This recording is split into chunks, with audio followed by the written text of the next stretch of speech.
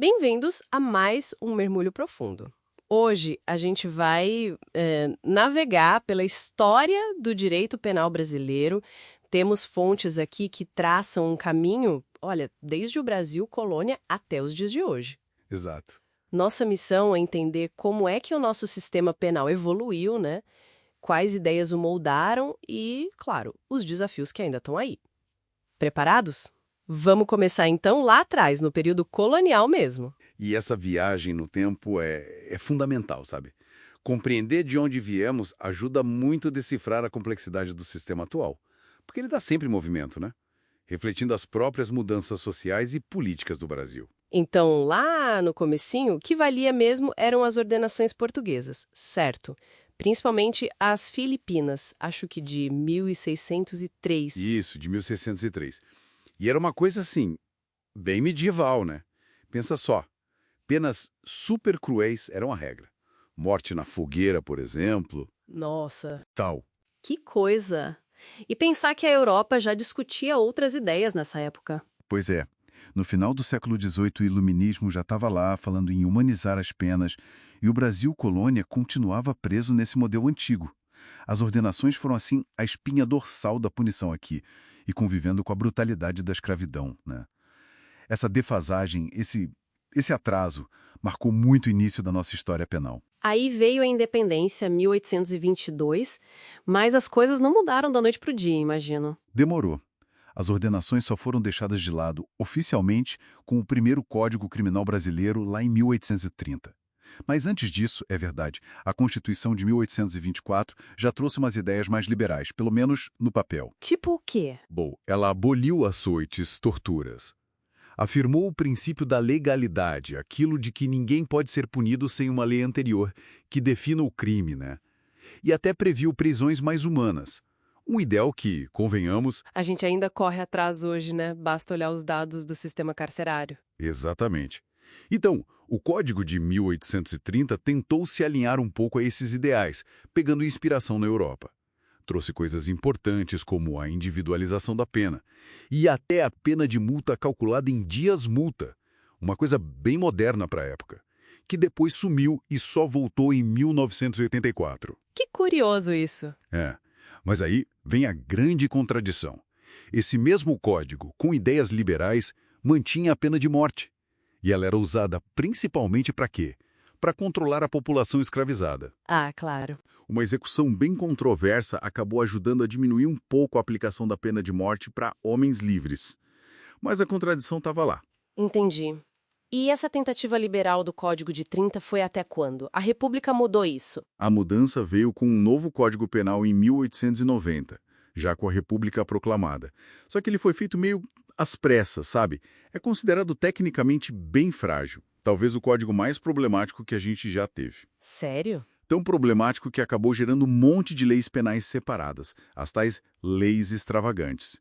Era uma tentativa de consertar as falhas, preencher as lacunas que ele deixava. Essa confusão de leis devia refletir a época, né? Um período agitado. Sem dúvida, reflete bem as tensões daquele momento. Começaram a surgir leis específicas para tudo. Vadiagem, usura, crimes políticos e até criaram tribunais de exceção em alguns períodos, como o Tribunal de Segurança Nacional. Isso mostra como o direito penal também foi, e às vezes ainda é, usado como ferramenta de controle em momentos de instabilidade política. Faz sentido. E aí a gente chega no Código Penal de 1940.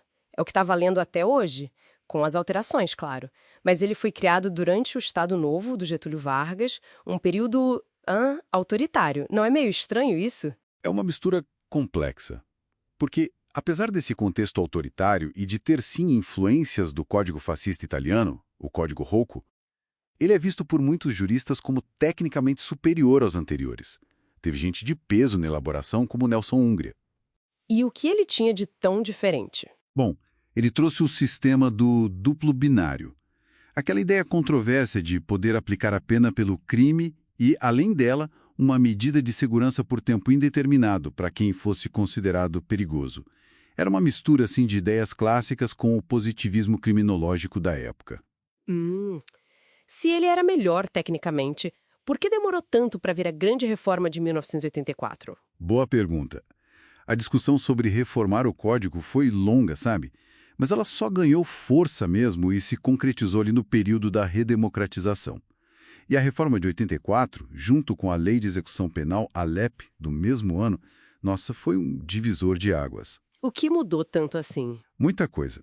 Primeiro, abandonaram o duplo binário. Segundo, adotaram a teoria finalista, aquela que analisa a intenção ou a negligência da pessoa já na descrição do crime, não só lá na culpabilidade. Terceiro, consagraram o método trifásico para calcular a pena. E lembra da multa em dias multa? Voltou. Voltou. E a LEP, por sua vez, tentou unificar a execução das penas no país inteiro, dar uma padronizada. Parece uma modernização bem importante na teoria, né? E na prática, como ficou? Na teoria, sim. A reforma alinhou o Brasil com correntes dogmáticas mais modernas, focando mais na responsabilidade subjetiva, na intenção da pessoa. Só que, especialmente a LEP, embora bem intencionada no papel, esbarra até hoje na realidade dura da nossa crise prisional, que é crônica. É mais um capítulo daquela velha tensão entre a lei e a prática. Entendo. E tanto o Código quanto a LEP já sofreram várias alterações desde 84, né? Recentemente teve o Pacote Anticrime, de 2019, que, entre outras coisas, aumentou o limite máximo de cumprimento de pena para 40 anos. E hoje, com a Constituição de 88, que trouxe princípios tão fortes como dignidade humana, proporcionalidade, como fica o cenário? Olha, a Constituição de 88 é, sem dúvida, um marco fundamental. Mas o cenário penal continua bem complexo. A gente tem uma verdadeira inflação de leis penais novas surgindo o tempo todo e um protagonismo cada vez maior dos tribunais superiores, STF e STJ. Eles não só interpretam a lei, mas muitas vezes acabam, na prática, definindo os rumos da política criminal. Como assim, definindo rumos? A gente vê, por exemplo, a jurisprudência adaptando conceitos antigos, como o princípio da insignificância, sabe, para crimes de baixo valor, ou tomando decisões que têm um impacto social e jurídico enorme, como quando equipararam a homofobia ao racismo, ou em decisões sobre inquéritos específicos. Isso tudo gera debates intensos sobre os limites da atuação do judiciário, separação de poderes. Entendi. Muita coisa acontecendo ao mesmo tempo. Exato. Se a gente junta tudo isso, percebe uma tensão constante. De um lado, as garantias que estão lá na Constituição. Do outro, uma demanda social muito forte por segurança, por punição. E tudo isso acontecendo em cima dos problemas gravíssimos e persistentes da execução penal, das nossas prisões. Uau, que jornada complexa mesmo. A gente saiu das ordenações super brutais, passou por códigos que tentaram, aos trancos e barrancos, incorporar garantias, se modernizar. Aí veio a reforma de 84, a força da Constituição de 88. Fica muito claro um caminho com avanços, sim, mas também cheio de contradições, de ecos autoritários que não somem, e esse abismo que parece teimoso entre o que a lei diz e o que acontece na realidade, né? Principalmente dentro das prisões. Pensar. Considerando toda essa história, essa busca constante por um equilíbrio entre garantir direitos e controlar o crime, e essa dificuldade crônica que a gente tem em fazer os ideais da lei virarem realidade palpável, qual seria, então, a próxima grande mudança? Ou talvez uma ruptura mesmo?